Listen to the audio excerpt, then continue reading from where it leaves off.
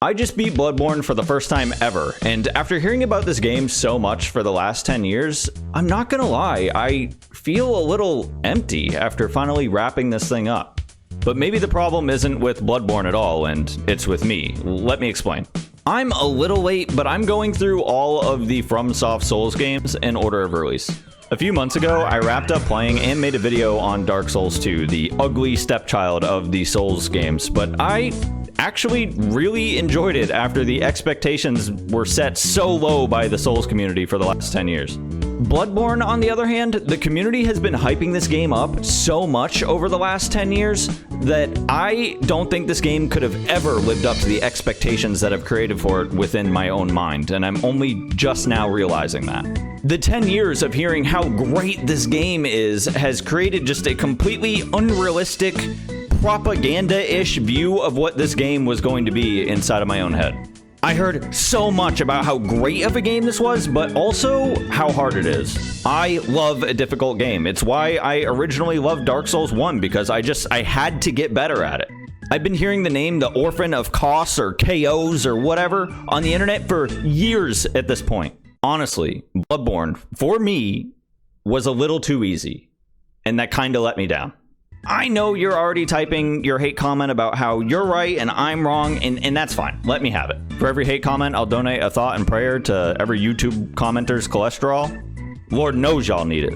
I just ask that going forward, you do listen to my honest thoughts, because after all, I'm just one guy giving his opinion after one blind playthrough of what I do think is an amazing, but a little overrated of a game.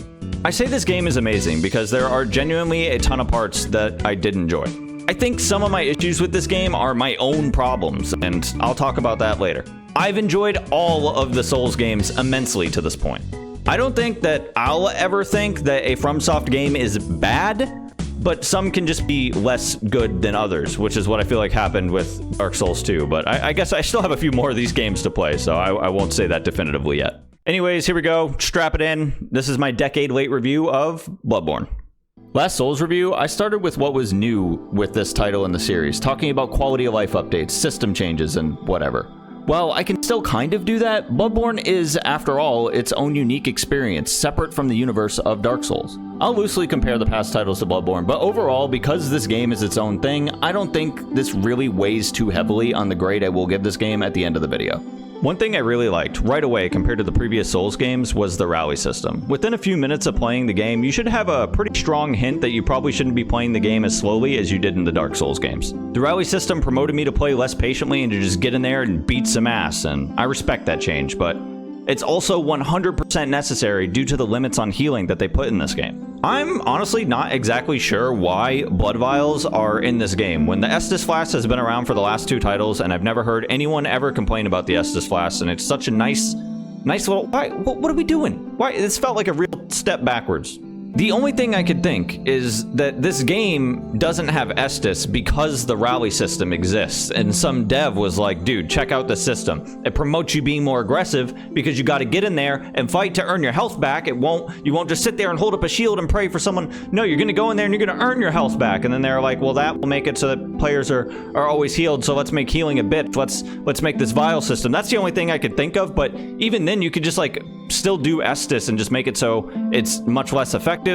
Because the rally system exists, I don't know. I really don't know, but I don't like the healing vials. I really dislike the limited quantity of healing options in the game. There were some parts early on during exploration where I'd just straight up be out of vials and I'd have to go back to the initial lampposts in Yharnam and just start praying on some vial drops. I eventually did get down a route that worked great, but still, just overall, it's like a negative quality of life change in my opinion. Speaking of quality of life, whose genius idea was it to put gesture controls in this game and then be unable to turn them off 10 years later?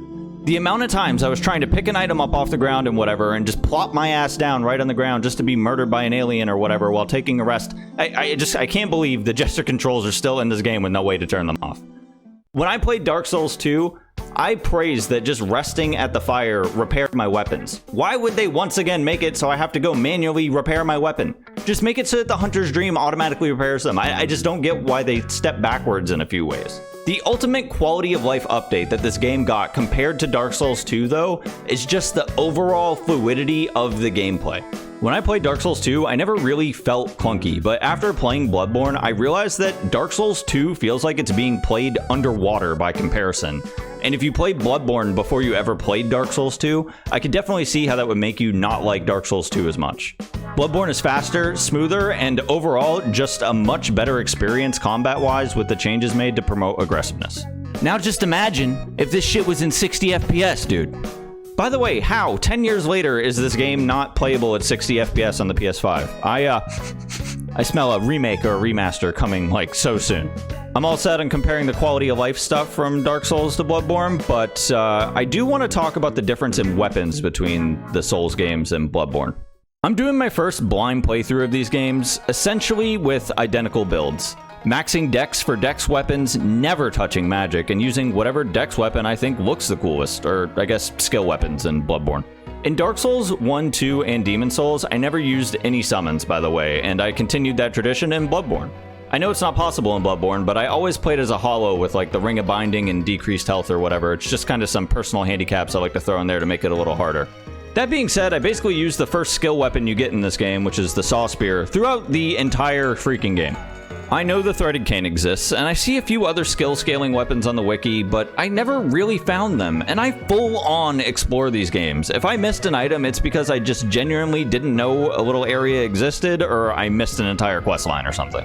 One of my favorite parts of the Souls games is just using every weapon that I find that fits my build. And unfortunately, that part of the enjoyment was basically stripped from me in Bloodborne because you just don't really stumble upon a lot of weapons out there. Overall, I feel like weapon variety was lacking in Bloodborne compared to the past Souls games. I didn't stop using the Saw Spear until I found the Rakuyo deep into the DLC. While we're talking about weapons, I will say the Rakuyo is like one of my favorite weapons I've ever used in a Souls game. It sucks I was only able to take down 3 bosses with it, being Koz and then the final 2 bosses of the game, but we'll talk more about those things later. Somebody please explain the Flame Sprayer to me.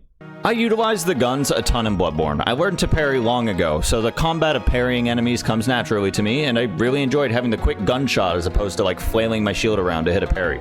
But the Flame Sprayer, dude, god damn! Whenever I felt like something was giving me a hard time and was covered in a flammable looking material like the matted manged fur of a werewolf or something else, I'd just light that bitch on fire, and damn, this thing was strong, dude. Am I a cheap little bitch for even using this thing? Dude, that's my bad. I kind of felt like it, honestly, especially when I couldn't reach Amygdala's head with the Saw Spear and I just stood under it barbecuing that spider head looking ass. You know what's a weird thing that you've probably never, maybe, ever, possibly, ever heard someone say before? I really like the audio in the Souls games. I can like hear the clinks and clanks of a Dark Souls elevator deep within the depths of my mind. The Souls game sounds are nearly nostalgic for me at this point. I just really enjoy FromSoft's sound design.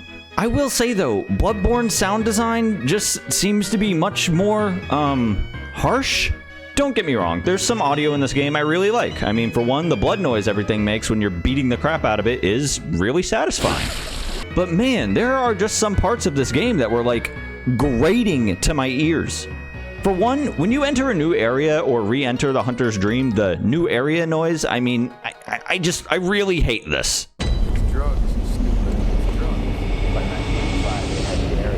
Compared to this? Come on, one is so nice and pleasant, and one is nails on a chalkboard. Maybe that's just Bloodborne's world building and I'm room temperature IQ here or something, I don't know. Also, this game, thematically, has crying baby children sound effects everywhere. And me, as a super millennial, I don't want to hear it. I want to spend my money on DoorDash, not the sound of the beautiful gift of life, okay? So just stop with the baby crying noises. Jokes aside though, the sound design of a game plays a lot into the world building of these games. So let's talk a little more about the world that they created with Bloodborne. Straight up, dude, I just do really love the world and atmosphere of Bloodborne so much. The sound design is my least favorite part of the atmosphere, and everything else is stellar. From the moment you step foot in the game, you're presented with what might as well be the plot of a horror movie. There's this werewolf dog thing like eating a corpse with blood everywhere, and it's gnarly. And it never ends. The game just continues to get more and more horrific as things go on and you learn what the hell is actually happening in this world. You literally spawn into an area, the clinic, if you will. One example of the horrors this game can bring you is when you finally discover your back way into the clinic that you've been sending people there to, be healed. You find out they're literally being turned into aliens in some sort of experiment. This whole time, I'm thinking blood and vampires, werewolves, and then this game just drops aliens on me? Aliens? Of course, in true FromSoft fashion, you're basically given the choice. Do we let this woman keep experimenting on people that you've been sending to the clinic, or are we gonna go and beat her ass for what she's done? Of course, I beat that ass. While we're talking about this disgustingly beautiful world FromSoft built, let's talk about the level design of this world, because to me that's one of the most important aspects of a Souls game. When I made the Dark Souls 2 video, I made this paint graphic to discuss linear versus circular progression. Basically, Dark Souls 2 map design kinda sucks in my opinion. Majula feels like the center town with a bunch of pre-planned routes that dead end, and then they expect you to go back to Majula and find a new route. This is linear progression, similar to what you'd see in a lot of single player games. Dark Souls 1 had Firelink Shrine, and in one way or another, it felt like you'd always find yourself back there because the world's design and layout was so perfectly built with shortcuts that made the game feel so much more alive and like an actual world. I feel like I must have not been the only one with this complaint about the world building, because they fixed this problem with the game feeling too linear in the DLC of Dark Souls 2, and then they continued this trend in Bloodborne. The world of Bloodborne, from a progression feeling standpoint, might even be better than Dark Souls 1 and Firelink Shrine. They used the Hunter's Dream, which was reminiscent of Demon Souls. The way you teleport to different lamps from there felt similar to the hub world from Demon Souls. However, I'd say it's much better done in Bloodborne. Not only do you get the convenience of the Hunter's Dream, which has a shop and a place to level up and upgrade your equipment and change your runes, but unlike Demon Souls, the world you teleport to from there actually feels connected and alive. You can run from the first lamp all the way to the last lamp without ever going back to the Hunter's Dream, which obviously was not possible in the world of Demon Souls. Between the themes of Bloodborne, the creepy old English aesthetic, the eventual explanations of the Hunter's Dream, the circular progression, well-placed shortcuts, I think this is my favorite world that FromSoft has ever built. Except for Nightmare Frontier. I mean, look, I'm fully expecting it at this point. I'm 4 Souls games in now, and it would seem the developers of this game are contractually obligated to give me a dog shit area full of poison and other dog shit stuff that I don't like. And it feels like these areas are just put into the game to give a use to antidotes which heal poison. Crazy idea here. Remove the areas and remove the antidotes. I don't want to be poisoned anymore. I'm sure that it's everyone's least favorite part of the world, but fuck Nightmare Frontier, dude. All my homies hate Nightmare Frontier, is basically what I'm saying. One more thing that made this world feel so alive to me was at the start of the game, all of the lamps that are turned on in Yharnam give you some sort of human interaction that kind of lets you know the horrors that the regular survivors of this world are experiencing. Some of these are quests, and some of them are just pointless dialogue, but overall, I think it was a really nice touch. In true FromSoft fashion, I definitely missed some quests. Not gonna lie, if they don't have some sort of quest guide in the UI for Elden Ring, I think I'm gonna shart right in my pantaloons. I don't mind no quest guide for these more linear games, but Elden Ring, being open world and long as hell, will have me absolutely pissed off if I miss quests that add bosses or anything to the game because there's no good quest UI thing. Speaking of missing bosses, in my Dark Souls 2 video, 1 million people let me know in the comments that I missed the Dark Lurker boss because I was playing the game blind and I didn't find the old man 3 times or something. And everyone was like, oh my god, that's actually the hardest boss in the game. You have no skill or talent. You're ugly. I can smell you through my monitor. And I just want to say that because of that, I looked on the wiki and made sure that I didn't miss a single boss on my first playthrough of Bloodborne. So thanks for bullying me into that, guys. Appreciate it. While I absolutely love the world of Bloodborne, I do want to transition to talking about the bosses in the world of Bloodborne, which to me is the reason why I think this game might be a little overrated by its community. Like I've said, I recently got done with Dark Souls 2, and I had a real problem with how easy the bosses were.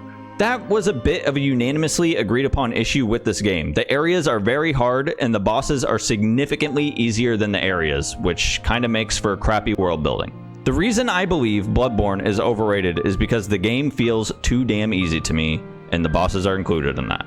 I don't think others feel this way. I feel like people online believe that there's some very challenging boss fights in this game and that some of the areas are difficult. This is why I say maybe this is a me problem. Maybe I'm just too damn good at the game. I know no one wants to hear me say that, but I know there's players that can literally beat this entire game without taking damage from an enemy, and I'm not that guy. However, I am that guy that beats most bosses in this game on the first or second try. I am that guy who beat the hardest boss in this game, from what I've heard, to be the hardest boss in all FromSoft games, by some people, the Orphan of Kos, in less than 10 tries. In fact, I died more to this encounter inside the well of the fishing hamlet, which gave me the Ryuko, or whatever. I died to that more than I did to the Orphan of Kos, and I died to that more than anything else in the entire game. After beating Maria's ass shortly before this, I wanted her weapon so bad, so I googled how to get it, and then I found the well, and I went down there, and I was trying to beat up those guys. I tried cheese strategy. I tried literally anything I could, tried to get the timing down on the parries. I just couldn't kill these troll guys. I was like getting frustrated. I must have died to them, like I said, 15 times, and it kind of made me sad because to that point in the game, I hadn't died to a single enemy or anything 15 times. A random mob in a well shouldn't be the hardest thing in the game, but to me, for some reason, it was. While writing this, I pulled back up the list of bosses to see if there was anything that really stuck out to me, and while I had some fun with the themes of the bosses, and they were cool looking, I had some fun fights, I just genuinely didn't really struggle with any of them. In fact, some of these bosses I literally forgot existed because I first tried them. This includes Martyr, One Reborn, Witch of Hemlock, Abritus. I legitimately beat them all without remembering them because they were so easy. I fell in love with Dark Souls because I couldn't fathom a game that's just so difficult on its regular setting. There is no difficulty setting. It was so hard. I couldn't fathom that. I could not accept that I was not good enough at a game to actually beat it. So I put the time in and I got good. I died hundreds and hundreds of times in my first playthrough of Dark Souls. I bet I died in this entire game and all of my Bloodborne playthroughs somewhere between 30 and 50 times. Mostly to the environment or learning how a mob worked. Once I understood how key it was to be aggressive in this game, I just really didn't struggle. I had a very small learning curve at the start of the game where I struggled a tiny bit with bosses like Amelia and the Blood-Starved Beast, but they still took less than 5 tries each. I was just being too patient like I was still playing Dark Souls. Once I understood Bloodborne's combat, I really started to wipe the floor of most things this game could put in front of me. I play and enjoy games because of the challenge, and I just wasn't challenged enough by Bloodborne. That might be my problem, and the average player might be dying hundreds and hundreds of times like I did in my first Souls game, and I'm coming off like a gigantic tool bag right now. But this is just how I feel, guys. I just want these games to be really hard. I've heard Sekiro is very hard compared to these games combat-wise, and is maybe the hardest game to get a hang of, so I'm at least looking forward to learning that. I will say, if I smash through Dark Souls 3 in my first playthrough as easily as I just did Dark Souls 2 and Bloodborne, I will no longer hold it against FromSoft and will just say that I am goated and move on. I think Bloodborne is overrated to me personally because it's not providing that same grueling challenge that I got from Dark Souls 1 and Demon Souls. This may not be a fault of the game though, so before you put my head in a pike, just try to know that I'm being fair here, and I know a lot of people do find difficulty with these games. Just for me, I want them to give me that challenge that's almost a nostalgic feeling now. I briefly mentioned the Orphan of Kos and the Fishing Hamlet, but let's talk about the DLC as a whole. I managed to get my hands on a copy of Bloodborne from a friend actually. It's this ugly PlayStation hits the red case. I hate that. I'm gonna get the blue case at some point, or maybe the old Hunter's Edition or something. I don't know, but you know, problem for another time. Anyways, because I have the PlayStation Hits copy, my game didn't come with the DLC. When I started the game, I couldn't believe that the DLC was $20 on the PlayStation Store because, I mean, come on, the full game is $20 brand new when it's not on sale, so like, you can always find it for like $10, so that just sucks that the DLC is $20. Fortunately, the FromSoft gods were watching from above or something, because once I was actually ready to start the DLC, which I did just before the Germain fight, I went to buy it, and somehow, some way, it was on sale for $10. So thanks, FromSoft. But here's a question. How the fuck are you supposed to find the DLC entrance without Google? If I didn't realize the game was about to end, I could have genuinely just ended the game without ever touching the DLC. I still cannot wrap my head around this mechanic that I'm supposed to know to go stand on this random spot on the map and it will teleport me to the DLC. I'm genuinely asking, did I miss something? Outside of the absolutely awful location of the DLC, I did really enjoy the DLC as a whole. For one, I just really enjoyed that it teleports you to essentially another instance of the Hunter's Dream, where things are slightly different.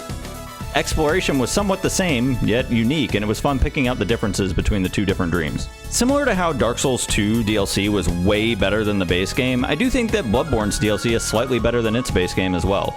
My two favorite boss fights in this game are Maria and the Orphan of Kos, as they were the most difficult and had some actual learning curve to them. It ain't no blue smelter demon which beat my ass about 30 times. It feels sad that I lost so much to the blue smelter demon and I didn't to Orphan, but whatever. I was so nervous and excited going into that fight after hearing so much about it and how hard it was. I think that alone killed me a few times. Even though it was a letdown to me, I want to be clear. I did really enjoy this game. I enjoyed the DLC. I enjoyed some of the boss fights. I really enjoyed this game thematically. Bloodborne just wasn't hard enough for me. It's like really my main gripe.